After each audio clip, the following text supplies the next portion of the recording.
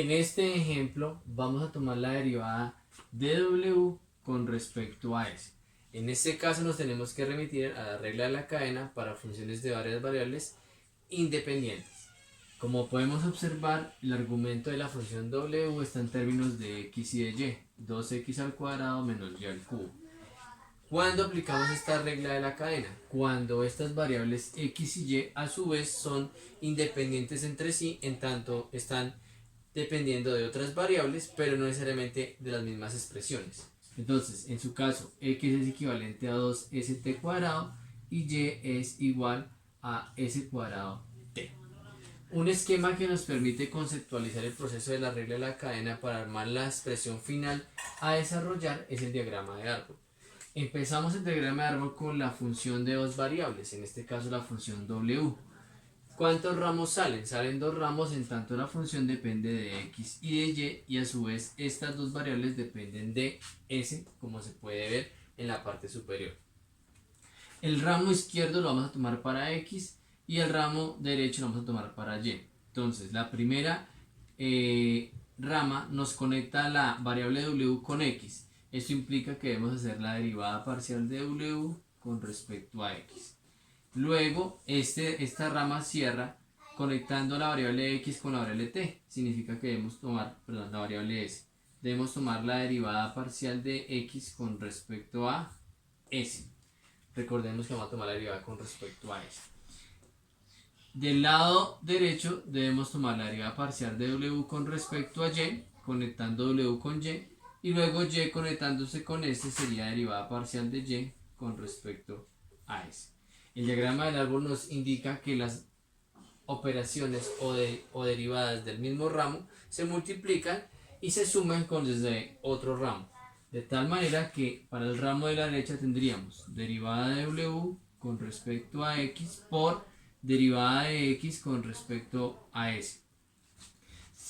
Entendiendo que esta podría ser la derivada externa y esa sería la derivada interna. Más. ¿Por qué más? Porque aquí ya no tenemos más derivadas dentro del ramo de la izquierda. Ahora tendremos el ramo de la derecha. Tendremos derivada de w con respecto a y y derivada de y con respecto a s.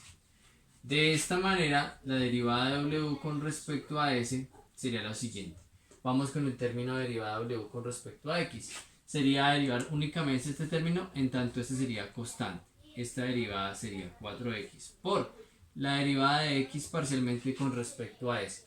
Nos remitimos a la expresión 2st cuadrado. En este caso esta derivada me daría 1, en tanto s está en variable simple. Y 2 por 1, 2, me quedaría 2t al cuadrado. Más, nos pasamos al ramo derecho. Derivamos a w parcialmente con respecto a y. Es decir, operamos solamente esta expresión, en tanto esta sería constante.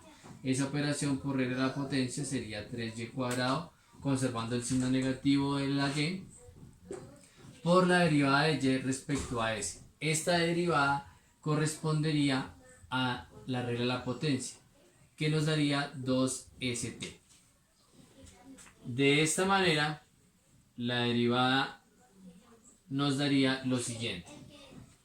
Expresamos x en términos de s y de t, que son sus valores definitorios. Entonces tendríamos 4 st cuadrado